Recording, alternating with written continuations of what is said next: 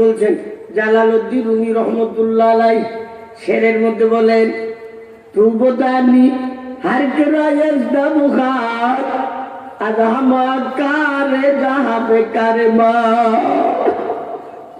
बंदा तुम्हार কোনো একটা আমল যদি আমার পছন্দ হইয়া যায় আর তুমি যদি গুনার সাগরে হাবুডুবু খাইতে থাকো, তুমি যদি গুনার আড্ডাখানার মধ্যে পড়ে থাকো রে বন্ধা, তোমাকে আমি আমার কুদরতি হাতে এমন ভাবে ধরবো, দইরা একটা টান দিব রে বন্ধা, এক টান দিয়ে তোমাকে আমি আমার ওলি আল্লাহর চেহারে বসাইয়া দেব।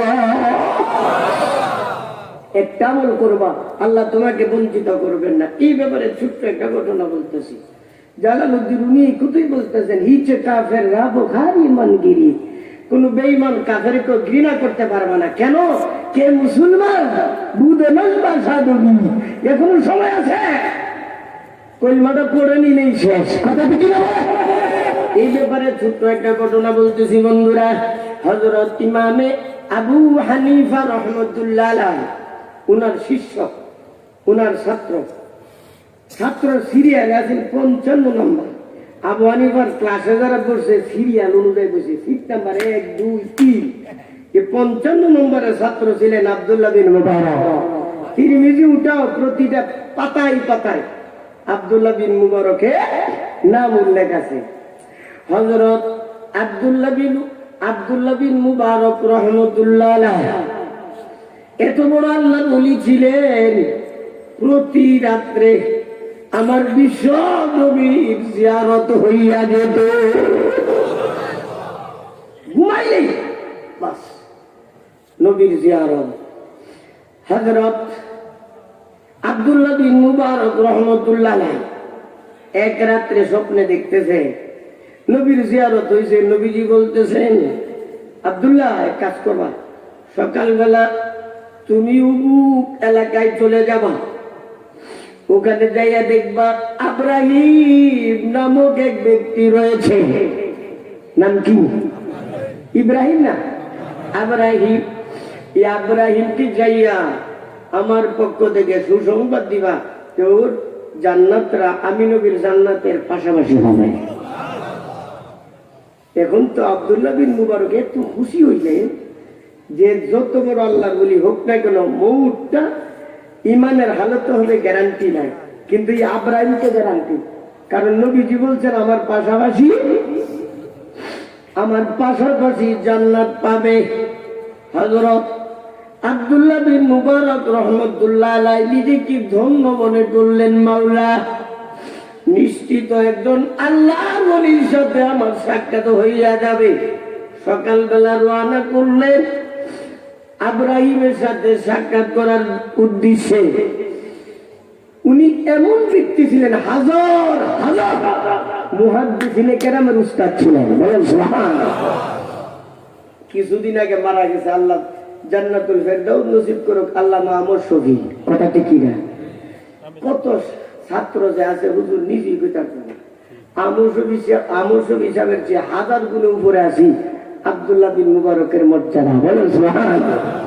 হযরত আব্দুল্লাহ বিন মুবারক ওই জায়গায় গেলেন, ওনার যে ছাত্ররা আছে কেমনে কেমনে সংবাদ পাইয়া জড়ো হইয়া গেছে, একত্রিত হইয়া আব্দুল্লাহ বিন মুবারক রহমতুল্লাহ আলাইহিকে বলতেছেন, হুজুর আপনি আসবেন, একটু ইনফরমেশন আগে যদি দিতেন, সংবাদ দিতেন, আমরা এলাকাবাসীকে জমা করতাম, আপনার মতো ব্যক্তিরে পাই কোথায়।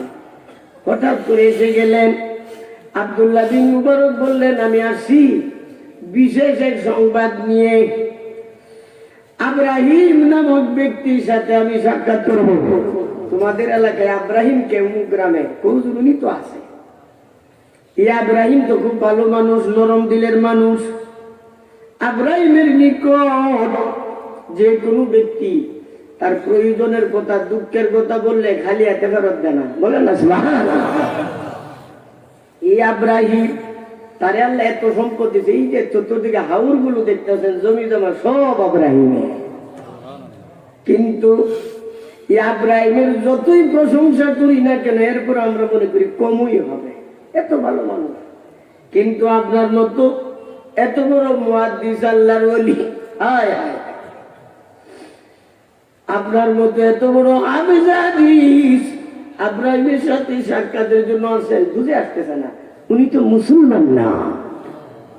বলেন না সুবহানাল্লাহ, উনি তো মুসলমান না। হ্যাঁ, কি মুসলমান না? জি না, উনি মাজুসি। আর দুনিয়াতে যত ধর্ম আছে এর মধ্যে নিকৃষ্টতম ধর্ম হলো মজুসি। এই ধর্মে নিজের মার সাথেও বিবাহ চলে। বুখারী শরীফের ব্যাখ্যা নসরুলবাড়িতে পরিষ্কার মজুসির আলোচনা বলছেন যে মজুসিদের ধর্মে মায়ের সাথে বোনের সাথে তো ইজি বিবাহ। হযরত আব্দুল্লাহ বিন মুবারক অবাক হইয়া গেলেন, কি দেখলাম আমি, আর স্বপ্ন যে দেখছি না এটা সন্দেহের কথা না। দৈনিক বেচারা নবীরে স্বপ্ন দেখে, অবশ্যই এর মধ্যে রহস্য আছে।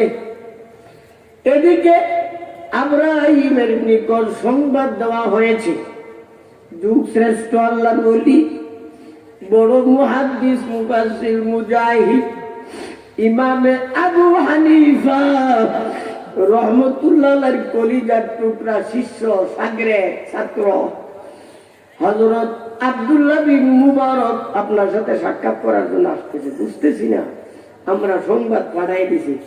হযরত আব্দুল্লাহ বিন মুবারকের কথা শুনিয়া তাড়াতাড়ি কাপড় চোপড় পরিবর্তন করে সাজগুজ কইরা আব্দুল্লাহ বিন মুবারকের জন্য রাস্তায় দাঁড়াইয়া রইল ওই ইব্রাহিম।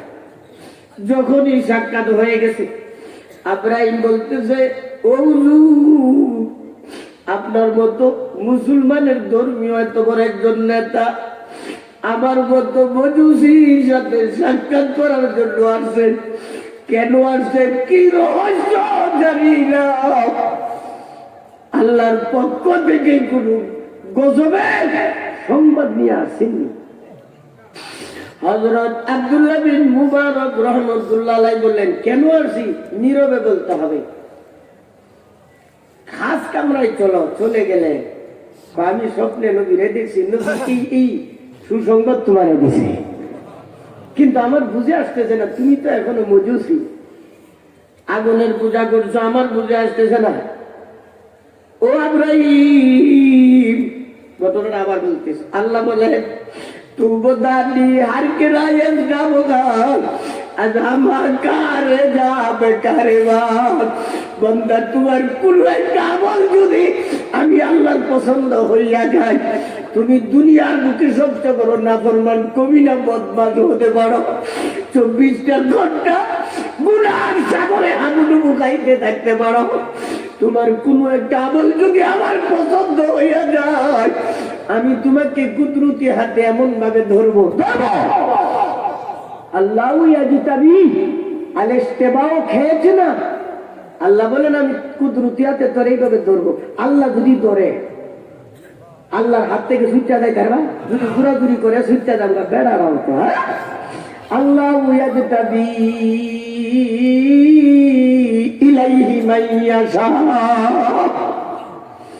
আমি তোমাকে এক কান দিয়া গুনার সাগর থেকে উঠাইয়া ডাইরেক্ট আমার ওলি আল্লাহ চেয়ারে বসাইয়া দেব।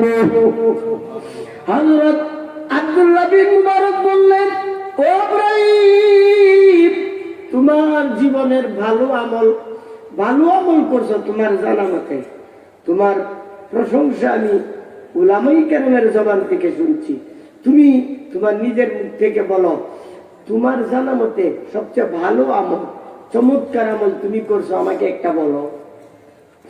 হ্যাঁ, ইব্রাহিম এখন বলতেছে, হুজুর আমার ছেলে মেয়ে আছে কয়েকজন, এর মধ্যে একটা ছেলে ছিল খুব সুন্দর দেখার মতো, আর একটা মেয়ে হলো জন্মগত ভাবে অন্ধ।